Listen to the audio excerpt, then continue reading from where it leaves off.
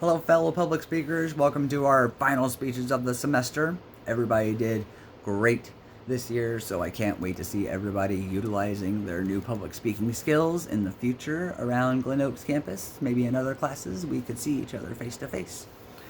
And with that, I wanted to do my final speech as part book report, part book review, and mostly book recommendation. I read this book myself last year, right about this time, in between summer and fall semester. It did not take me long, and it will fill you with facts about an event that we only thought we knew everything about. For those fans of the strange, dark, and mysterious, U.S. history, or just your regular average bookworm, this book will satisfy every craving that you ever had. The book that I recommend for you today is called The Indifferent Stars Above by Daniel James Brown. The Indifferent Stars Above is the first-hand, true account of the Donner Party saga. This book is comprised, written by Sarah Graves in her day-by-day diary entries throughout the entire event. She is one of the few survivors of the Donner Party incident. Sarah Graves and her family and many other families took off from Springfield, Illinois, which is also where I'm from, in the summer of 1846. They were heading west in hopes of a new start to life, new places to cultivate better crops, because the Midwest had been pretty dried up from all the other pioneers. The Graves were not the first family to take off, and they were not the last family to take off. But they did take off a little late into the season, and that was only the start of their downfall. To save a historical face value, I will refer to this as the Donner Party incident, but truly, Sarah Graves is the real MVP of this entire thing, so you have to read the book to find out how. But the party started with about 90 people. It ended in California with only about 47 survivors. Relatively, 42 to 43 people were lost in the Donner Party tragedy. Not all to cannibalism, mostly to exposure and the events that led them there.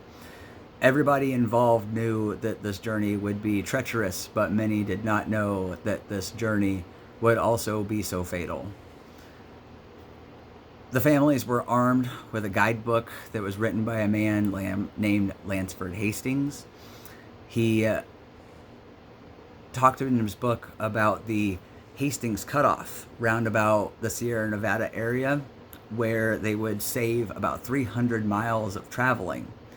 What was supposed to take 2 days of a shortcut ended up taking 5 days, and thus put the Donner Party head on in the window of winter, stuck in a thus impassable mountain range. Because little did they know, Lansford Hastings had not actually traveled the shortcut himself. He only saw it and just recommended it to everybody. So for the few that did take that route, they did not know that it would be a dead end by the time they reached the mountain range. And by the time they realized that it was far too late for the Donner Party. We know a lot about what happened in the end, but we don't know a lot about the journey that got them there. This book holds about 80% of it, probably, is just the journey there before cannibalism actually happens. So for those of you that are about the cannibalism part, you learn much more about the turmoil and tragedy that got them there before when the actual event happens. I love this book specifically because there were lots of pictures of actual people that were in the events, actual places that are now named after the tragedy. This is Donner Lake. To the west over here is the Sierra Nevada mountain range and Donner's Pass, where they were stuck in.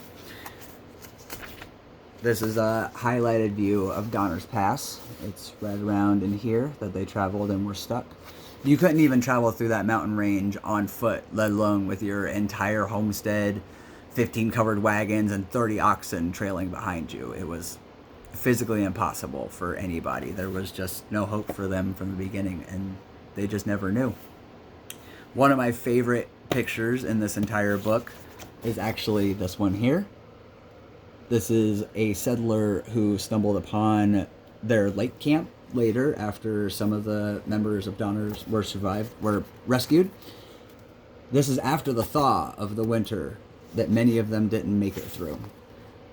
The Donner Party cut these trees off at ground level for firewood when they were snowbound. Ground level. Actual ground level. That's about 8 foot of snow that they were trapped under. Crazy.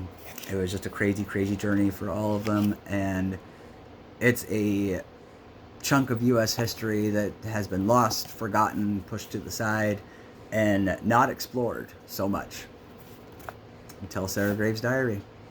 So, for those of you interested, those of you curious, or those of you just into this kind of thing, I highly, highly recommend this book. It was a great read. It didn't take me very long at all.